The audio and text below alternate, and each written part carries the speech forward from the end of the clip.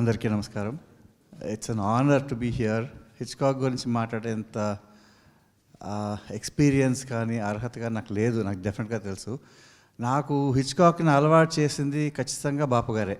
చిన్నప్పటి నుంచి ఆయన మా ఇంట్లో 8mm ప్రాజెక్ట్ 16mm ప్రాజెక్ట్ ఉండేది.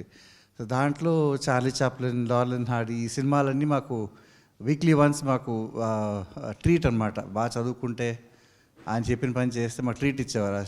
షార్ట్ ఫిల్మ్స్ వేసేవారు, 20 minutes 30 minutes సినిమాలు వేసేవారు.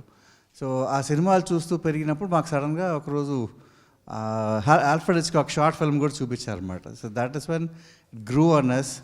సో ఆ సినిమాలు చూస్తూ ఇప్పుడు నా దగ్గర కంప్లీట్ కలెక్షన్ ఉంది. బాపు గారు రెగ్యులర్గా నేను చెన్నై నుంచి హైదరాబాద్ వచ్చేసిన తర్వాత కూడా ఆయన రెగ్యులర్గా నాకు ఫోన్ చేసి ఈ సినిమా చూడు, ఇది బాగుంది, హిచ్కాక్ది, ఈ షార్ట్ ఇలా తీశారు, ఇక్కడ సౌండ్ ఇలా వాడారు అన్నీ మాకు ఎక్స్ప్లెయిన్ చేస్తుంటారు ఫోన్లోనే. So that was a lot of ఇది. So that is what inspired me.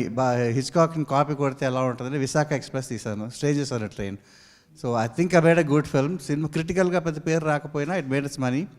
So విజయవాడలో 49 days అండ్ వైజాగ్లో 75 days ఆడిన సినిమా అది. So it got backs money. So Hitchcock is way above a lot of other directors compared to, I mean, like ఇప్పటి జనరేషన్తో what do I say, compare చేస్తే he was far ahead of his times. ఆయన తీసిన కథా వస్తువు కానీ the way he treated this films అన్నీ అవుట్ స్టాండింగ్గా దీంట్లో ఉండేవి. అవి your spell bound actually.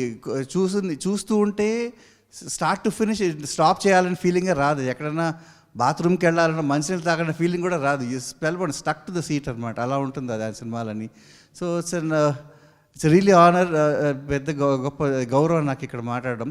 Chinnaram గారు నాకు ఫోన్ చేసి ఆర్టికల్ రాయాలంటే నా విశాఖ ఎక్స్ప్రెస్ చూశాను, ఐ మీన్ చేశాను కాబట్టి ఆ ఇన్స్పిరేషన్తోనే నా ఆర్టికల్ కూడా రాశాను. I hope I did a good job. And Chinnarayana గారు, రవిపాటి గారు లాస్ట్ 10 yearsగా నాకు బాగా పరిచయం, తిడుతూనే ఉంటారు ఆయన కూడా. So I hope I get to make another Hitchcock film very soon. ఆ లెవెల్ రాక 10% వచ్చినా సంతోషమే. ఐ కన్ఫెస్ అనేది తీయాలనే ఉంది, అడాప్ట్ చేస్తున్నాను. So I hope it happens. Thank you so much.